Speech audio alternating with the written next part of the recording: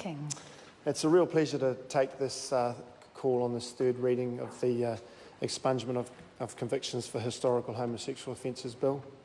I've got to acknowledge Honourable Amy Adams for her work, and also I've got to acknowledge this coalition government for taking it on and seeing it through to the end. And I'd also like to acknowledge Georgina Beyer in the House today. Now, this bill seeks to reduce the prejudice, stigma, negative lifelong effects of a conviction for historical homosexual offences. So it's about being fair. It's about putting things right. It enables them to apply to have their conviction for indecency between males, sodomy, or keeping a place of resort, or attempts to do the same, to have them expunged. Now, prior to the Homosexual Law Reform Act of 1986, it was a criminal offence for sexual activity between males over 16, and that fact astounds me. And I think back to 1986. What was I doing in 1986? Well, I was a school leaver, and to think that when I was at school it was an offence, I struggle to believe that. But then what also surprises me is that Andrew Falloon and Chris Bishop were only 2 or 3 at the time, and I thought they were a lot older than that. So I feel positively old.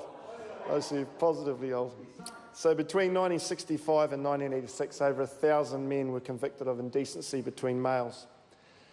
My grandfather was a policeman during this time. He was a policeman for 30 years.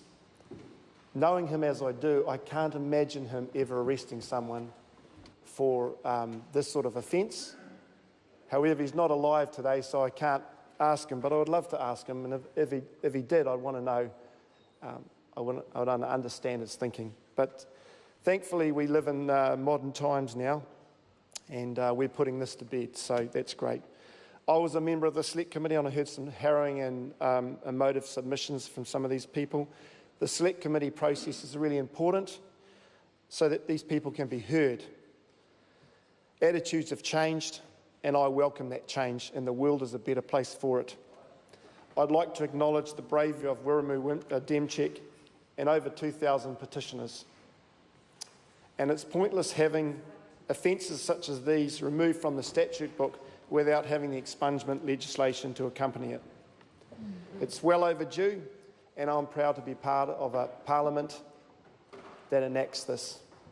Accordingly, we support this and we commend it to the House. Thank you.